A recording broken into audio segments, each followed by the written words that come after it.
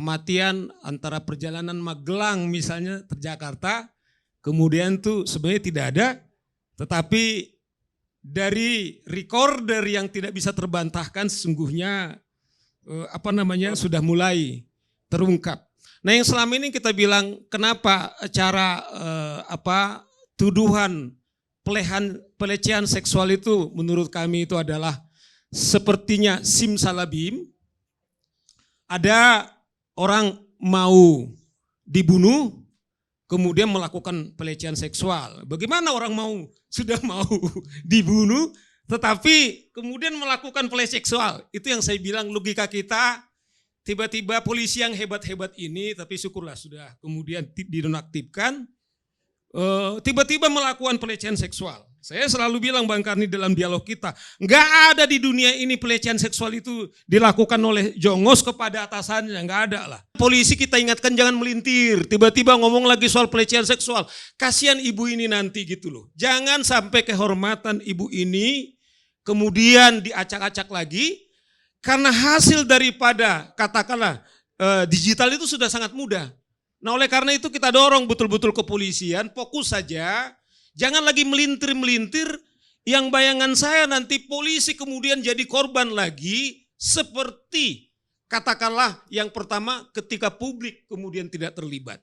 Penghakiman adanya peristiwa pidana yang begitu bengis dan kejam. Pembunuhan berencana berarti ada sekelompok orang dengan sengaja duduk dengan penuh kesadaran, dengan penuh keinsafan, dan mengetahui akibatnya. Ini kan luar biasa.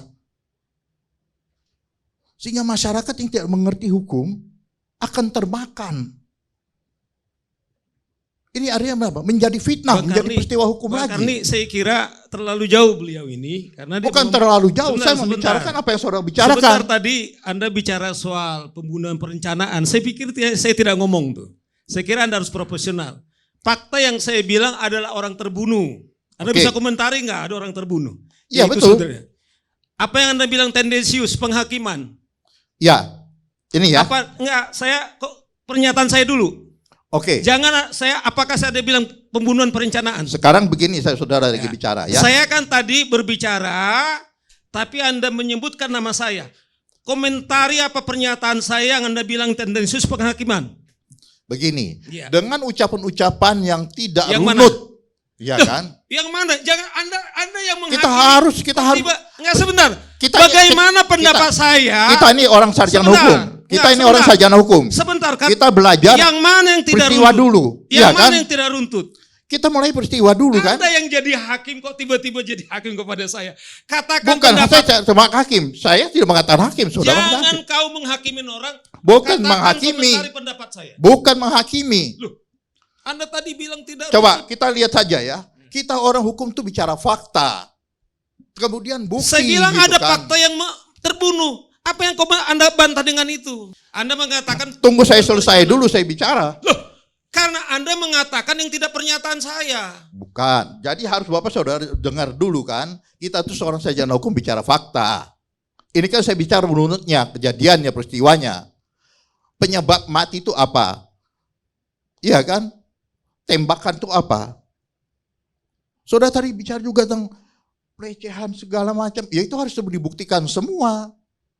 Iya kan? Memang harus dibuktikan.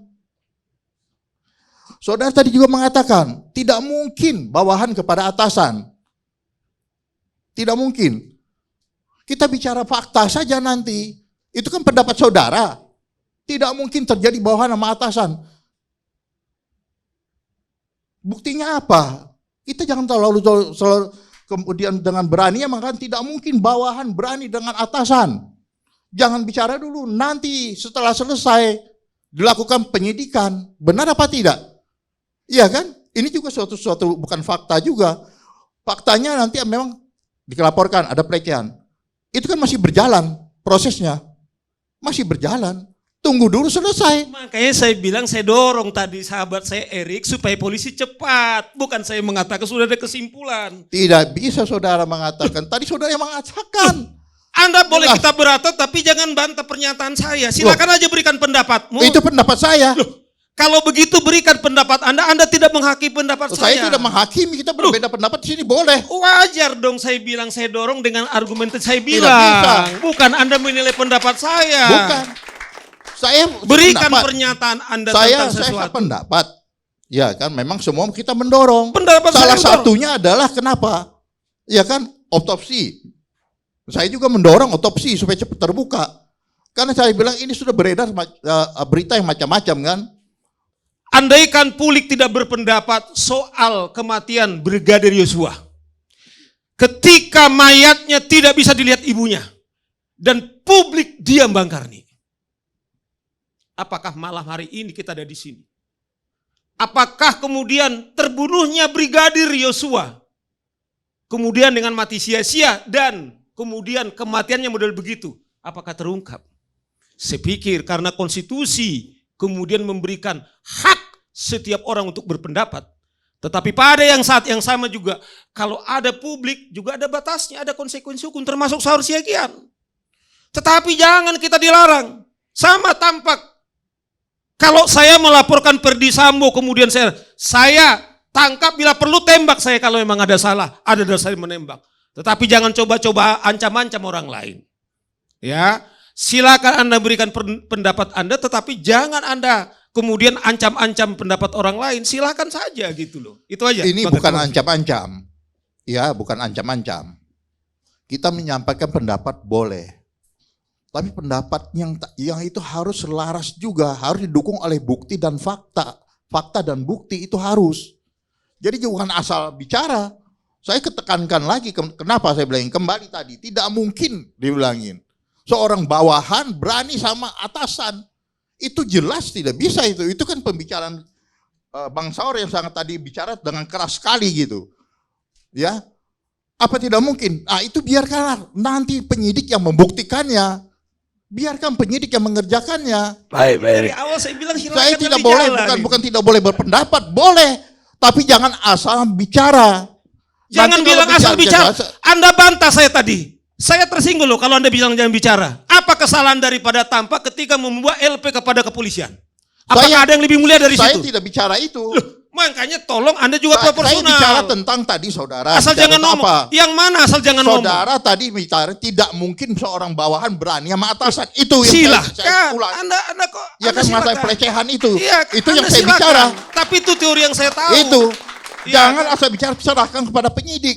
Segala Apa- sesuatu bisa saja terjadi. Apakah seorang bawahan tidak pernah menembak atasannya? Bisa terjadi. Baik. Iya kan? Jadi pendapat silahkan, tapi didukung oleh bukti dulu.